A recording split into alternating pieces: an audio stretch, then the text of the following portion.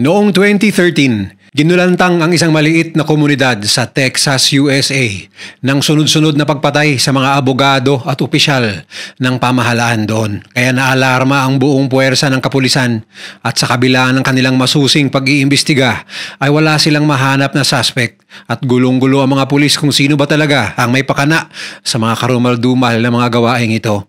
Ngunit sa paglalim ng kanilang investigasyon ay laking gulat nila nang dahan-dahang malaman na ang may kagagawan pala ng lahat ng ito ay hindi basta-basta kriminal kundi isang hukom na dapat sana ay alagad ng batas. Yun pala ay kampon ni Satanas. Ito ang kanyang nakakakilabot na true story. Mr. Goodbye! January 29 ng taong yun, kakalabas lang sa kulungan ng notorious na kriminal na si Evan Spencer Ebel.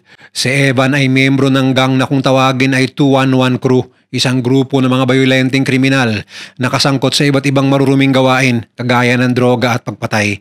Sa oras na siya ay nakalaya, hindi na nag-aksaya pa ng panahon si Evan at kaagad gumawa ng mga magkakasunod na karumal-dumal na krimen. Mabilis itong nakahanap ng baril na kanyang ginamit upang paslangin ang isang pizza delivery driver na si Nathan Leon.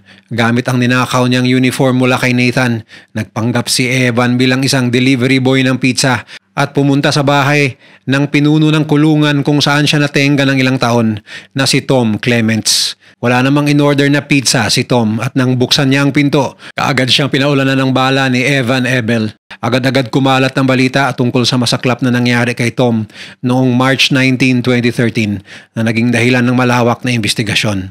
2 araw pagkatapos pagbabarilin si Tom Clements sa harap mismo ng kanyang bahay, muling namataan ng mga pulis si Evan noong March 21, 2013. Kagaya ng isang normal na checkpoint, pinahinto ng police officer na si James Boyd ang isang itim na kotse sa gitna ng highway sa Wise County, Texas sa Amerika dahil sa kaduda-duda nitong galaw. Subalit ang hindi alam ni James na ang nagmamaneho pala ng kotseng ito ay ang notorious na kriminal na si Evan Spencer Ebel na kapapaslang lang kay Tom Clements. Nang nilapitan ng naturang pulis ang kotse, kaagad binunot ni Evan ang kanyang armas at binaril si Officer James sa ulo.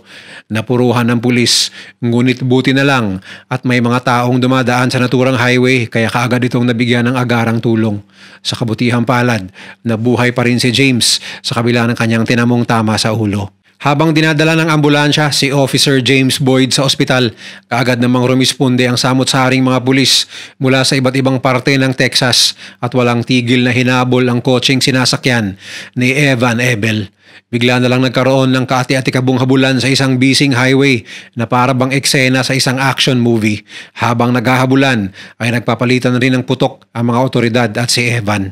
Subalit di kalaunan ay naabutan pa rin ng mga pulis si Evan ng mga bangga ang kanyang sinasakyang kotse nang rumaragas ang truck.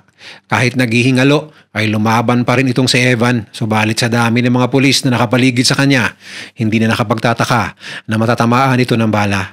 Humandusay sa highway ang patay na katawan ng kriminal at nang tingnan ng mga pulis ang loob ng kanyang kotse, nakita nila ang isang listahan ng mga posibleng susunod na target nito matapos nitong patayin si Tom Clements. Sa pagbabalik tanaw ng mga pulis, tila ba ang listahang ito ni Evan ay maiuugnay nila sa isang serye ng murder cases na nagumpisa lang noong Enero ng parehong taon na hindi nila masolve sa kawalan ng suspect. At iniisip nila na may kinalaman si Evan sa mga pagpatay na ito. Matatandaang lumaya si Evan ng January 29 at pagsapit ng January 31, 2013, 3 araw lang mula nung makawala si Evan Ebel mula sa kulungan, isang district attorney mula sa Kaufman County ang napabalitang bumulagta sa gitna ng kalsada matapos pagbabarilin ng hindi pa kinilalang shooter. Kaagad rumisponde ang mga pulis at nang tingnan nila kung sino ang biktima, nagulat na lang sila nang malaman na ito pala ang 57 anyos na si Mark Haas, isang sikat na abogado at prosecutor sa Kaufman District Attorney's Office. Sinubukan pa ng mga rumisponding otoridad na maglatag ng CPR kay Mark, ngunit pagkarating ito sa ospital, idiniklara na ng mga doktor si Mark na dead on arrival. Kaagad nagsagawa ng malawakang manhunt ang mga pulis at walang tigil na tinugis ang naturang killer. Sa kanilang pagkalap ng mga ebidensya at base na rin sa mga pahayag ng mga nakasaksi sa krimen. Napag-alaman nilang ang killer ay nakasuot ng itim na damit, nakamaskara at umalis sa lugar gamit ang isang silver na kotse. Isa sa mga nakawitness ang ibinahagi sa mga pulis ang kanyang narinig na para bang kilala ng biktima ang shooter dahil paulit-ulit itong humingi ng sorry, ang mismong mga huling salita na lumabas sa bibig ni Mark bago ito pagbabarilin sa gitna ng kalsada. Sa malamang o sa hindi, ang pumaslang kay Mark ay isa sa mga dati nitong mga naipakulong na kriminal na balak maghigante laban sa kanya at isa si Evan Ebel sa mga kriminal na kanyang naipakulong. Kaya mas lalong lumakas ang pagdududa na si Evan ang may kagagawan dito. Ikinundi na ng Nooy District Attorney at ang dating boss ni Mark Hass na si Mike McClelland ang kalunos-lunos na sinapit ng tinuturing niyang isa sa mga pinakamagaling na abogado sa Kaufman County. Nagbanta pa si Mike na gagawin niya ang lahat ng kanya makakaya upang tugisin ang kung sino mang pumatay kay Mark kahit saan pa man ito nagtatago. Ngunit ang hindi alam ni Mike na siya na pala ang susunod na biktima. Ilang linggo lang ang lumipas, nawindang ang buong Kaufman, Texas nang marinig ang balita tungkol sa pagpatay kay Mike McClelland. Umaga na ng araw na yun nang matagpuan na lang ng mga pulis na nakabukas ang mga pinto ng bahay ng mag-asawang Mike at Cynthia. Nang pasukin nila ang bahay, bumungad sa kanilang harapan ang mga nakakalat na mga basyo ng bala, mga senyales na nilooban nga ito at ang masaklap pa ay baka pinagbabaril din ng mag-asawa sa loob mismo ng kanilang tahanan. Sa pagpasok nila sa sala, nanlumo na lang silang lahat ng makita ang mga nakahandusay na bangkay ni Mike at Cynthia. Talagang napaka-brutal ng pagpatay sa mag-asawa dahil ayon sa mga pulis, 16 na beses na pinagbabaril ng killer si Mike gamit ang isang hinihinalang automatic na rifle. Kumalat sa buong Texas ang nangyari sa mag-asawang McClelland at bumuhos ang simpatsya mula sa publiko habang daan-daang mga investigador ang kaagad umaksyon upang hanapin ang notorious na suspect. Maalalang napasa kamay ng mga pulis ang listahan ng mga target ng napaslang na kriminal na si Evan Ebel. Subalit hindi nila nakita ang mga pangalan ng dalawang abogadong napaslang na sina Mark Hass at Mike McClelland kaya lalo lamang silang naguluhan. Subalit isang impormasyon o tip ang natanggap ng mga pulis kaugnay sa krimen na tila magpapabago sa takbo ng kaso. Nakatanggap ng isang online message sa mga otoridad mula sa isang anonymous na nagpakilalang siya umano ang may pakana sa assassination kay Mark Hass at Mike McClelland at sa asawa nito at mali ang hinala ng mga pulis na si Evan Ebel ang pumaslang sa kanila. Hindi kaagad naniwala ang mga otoridad sa anonymous na nagbigay ng tip. Ngunit nang ilarawan nito ang eksaktong uri ng baril na ginamit sa krimen at kung paano pinatay ng killer sina Mark at Mike, hindi na nag-alinlangan pa ang mga investigador at kinilala na nila ito bilang ang kanilang pangunahing suspect. Ang dalawang prosecutor na kasalukuyang tumutulong sa investigasyon na sina Toby Shook at Bill Wirskay ay medyo na-stress dahil hindi nila matrace ang IP address ng nagtip. Dahil gumamit ito ng anonymous na address. Patuloy na nakipag-usap ang mga otoridad sa hindi pa nakilalang killer sa pamamagitan ng hindi matrace na linya. Pinipilit ni na Toby at Bill na mabuking ang pagkatao ng killer, subalit nabigo sila ng matigil ang linya ng komunikasyon nang hindi na ito sumagot sa pinakahuli nilang mensahe. Hanggang na mga panahong yun, palaisipan pa rin sa mga investigador kung sino nga ba ang salarin sa walang habas na pagpatay sa dalawang abogado sa Kaufman County. Sino nga ba ang tunay na killer? Upang maiwasan na magkaroon pa ng kasunod na patayan, hindi na nagpahinga pa ang mga detective na maghanap ng mga karagdagang ebidensya. Habang tinitingnan ang mga kuha ng mga CCTV camera sa paligid ng bahay ng mga McClelland, napansin nila na may pagalagalang puting kotse ilang oras bago pinaslang si Mike at Cynthia. Sa kabilang banda, isang grupo ng mga investigador naman ang walang tigil na inungkat lahat ng mga kasong hinawakan ni Mark Hass at Mike McClelland na maaaring magbigay sa kanila ng clue kung sino ang may motibong maghigante sa dalawang abogado.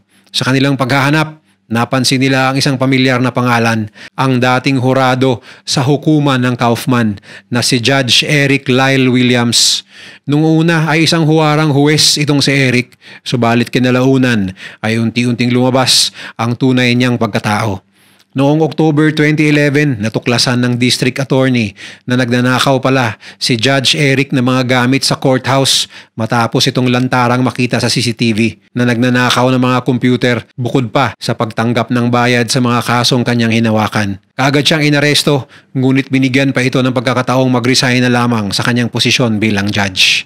Pero nagmatigas pa rin ito at matapos ng investigasyon sa korte, nabunyag ang mga kabulastugan nito sa trabaho na naging dahilan ng kanyang sapilitang pagkatanggal bilang husgado.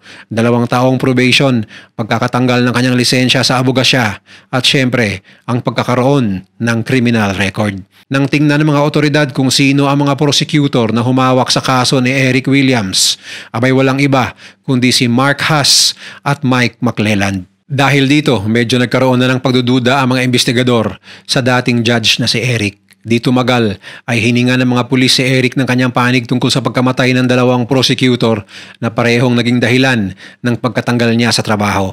Subalit ng mga panahong yun, wala pang hawak na malakas na ebidensya ang mga pulis laban kay Eric habang wala pa silang mabigat na alas na natiling isang person of interest pa lamang ang dating judge. Hanggang sa nangyari ang hindi inaasahang revelasyon.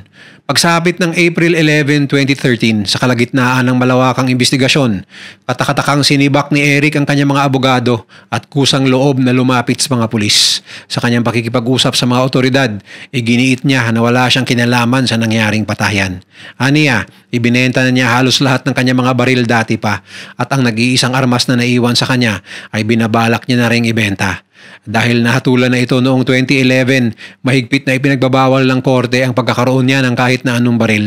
Sa isang di inaasahang pangyayari, hindi nagdalawang isip si Eric na bigyang pahintulot ang mga pulis na pasukin ang kanyang bahay. Marahil desperado talaga si Eric ng araw na yun upang linisin ang kanyang pangalan. Ngunit imbis na ganun ay salungat pa ang nangyari. Sa pagmamasid-masid ng mga pulis sa loob ng mga kwarto ng bahay, napansin nila na meron pa ring mga accessory ng mga dekalibring armas sa loob ng bahay na ito. Dahil dito, medyo naintriga ang mga detective dahil para bang salungat ito sa sinabi ni Eric na binenta na niya lahat ng kanyang mga baril. Ngunit nang madiskubre ng mga detective ang isang kadudadudang bagay sa isang kwarto, dito na nila pagsususpetsyahan ang tunay na motibo ni Eric Williams. Habang sinusuri ang bawat sulok, napansin ng isa sa mga pulis ang isang pamilyar na bagay. Akala nila nung una na isa lamang itong taser, isang dekoryenteng device na madalas ginagamit ng mga pulis laban sa mga inaaresto nilang suspect. Ngunit nang suriin nila itong mabuti, nadiskubre nila na ito pala ay isang heat seeker na ginagamit ng pulis o militar tuwing mayroon silang mission sa gabi upang magsilbing parang night vision. Dahil nga madaling araw nang pinatay ang mag-asawang McClellands, mas lalong lumakas ang kanilang hinala sa dating judge. Hindi na nila kinailangan ng pahintulot pa ni Eric dahil sapat na itong pruweba upang mabigyan sila ng permiso ng korte na halughugin ang buong bahay. Di tumagal, natagpuan nila ang mas marami pang ebidensya na mas lalo ding didiin kay Eric. Sa loob ng isang cabinet sa garahe, natagpuan ng mga pulis ang registration ng isang puting Ford Crown Victoria, ang kotseng nakita nila noon sa CCTV. Natagpuan rin nila ang isang piraso ng papel na may nakasulat na password papasok sa isang website kung saan maaaring magbigay ng anonymous tip sa mga pulis. Ang parehong website na nakipag-ugnayan sa mga investigador noong March 31. Sa kabila ng mga samot-saring ebidensya na kanilang natagpuan, hindi pa rin sapat ang lahat ng mga ito upang maipakulong ang dating judge. Ngunit magbabago ang lahat ng isiniwalat ng isang lalaking nagngangalang Roger, ang sikreto ni Eric. Nang malaman ni Roger na maaaring sangkot si Eric sa isang sensational na murder case, lumapit ito sa mga pulis at ipinagbigay alam ang isang storage unit na nirentahan noon ng judge. Dali-daling tiningnan ng mga pulis ang naturang storage unit at nang buksan nila ito, bumungad sa kanilang harapan ng isang puting kotse, ang nawawalang Ford Crown Victoria na tinuturing na ginamit na sasakyan ng pumatay sa mga McClellands. Para bang nabuksan ng mga detective ang napakalaking kayamanan dahil sa dami ng ebidensya sa kanilang harapan. Nakakalat din sa unit na ito ang mga bulletproof vest, mga uniform, badge, samot-saring mga armas kagaya ng mga dekalibring baril, mahahabang kutsilyo, crossbow at libo-libong bala. Lahat ng mga ito ay kaagad dinala ng mga pulis upang masuri ng mga forensic expert. Sa kabutihang palad, nagmatch ang mga bala na natagpuan sa storage unit at ang mga basyo ng bala na natagpuan sa crime scene sa bahay ng mga McClelland at sa katawan ni Mark Haas. Senyales na si Eric Williams na nga ang hinahanap-hanap na killer ng mga pulis. April 18, 2013, Tuluyan ng inaresto ng mga otoridad si Eric at kinasuhan ng 3 capital murder case dahil sa pagpatay kay Mark Haas, Mike McClelland at Cynthia McClelland. December 2014 nang magsimula ang hearing sa korte. Ngunit lumaban ang panig ni Eric at iginiit na wala siyang kasalanan dahil walang natagpuang murder weapon ng mga pulis. Subalit sa pamamagitan ng mga nagkalat na ebidensya at sa tulong na rin ng iba't ibang mga saksi, hindi na nagdalawang isip pa ang husgado at ang jury na si Eric nga ang tunay na killer. Nahatulan man siyang guilty, inakala ni Eric na magkakaroon pa rin siya ng tsansa na maiwasan ang death penalty. Subalit ang hindi niya alam, may isa pang alas na hawak ang mga pulis, ang kanyang asawa na si Kim Williams. Kapalit ng pangako na hindi siya mahahatulan ng kamatayan, ibinunyag ni Kim ang mga tunay na nangyari. Ibinahagi ni Kim na siya ang naging driver ni Eric sa una at pangalawang beses na kumitil ito ng buhay. Base sa kanyang testimonya, nagpanggap si Eric bilang isang miyembro ng SWAT nang pasukin ito ang bahay ng mga McClelland. Bawat detalye ay inilatag ni Kim sa korte na mas lalo lang nagdiin kay Eric, pati na ang isang mahabang listahan ng mga susunod na biktima sana ni Eric, katulad na lang ng isang lokal na judge, si Judge Ashworth, na balak niyang patayin gamit ang kanyang nakatagong crossbow, at iba pang mga opisyal na nakabanggaan niya dati ay plano niyang isa-isang patayin. Sa tulong ng patong-patong ng mga ebidensya, napagpasyahan ng jury na hatulan si Eric Williams ng pahusang kamatayan sa pamamagitan ng lethal injection. Samantala, dahil pa rin sa kanyang partisipasyon, binigyan ng 4 na taong pagkakabilanggo ang asawa niyang, si Kim Williams. Hanggang ngayon, naghihintay pa rin si Eric Williams sa Texas Department of Criminal Justice sa kanyang nakatakdang kamatayan. Kung nagustuhan mo ang video na to, share mo naman sa iba at mag-subscribe ka na rin. Panoorin mo na rin yung mga videos na nasa kanan para lalo pang maubos ang oras mo.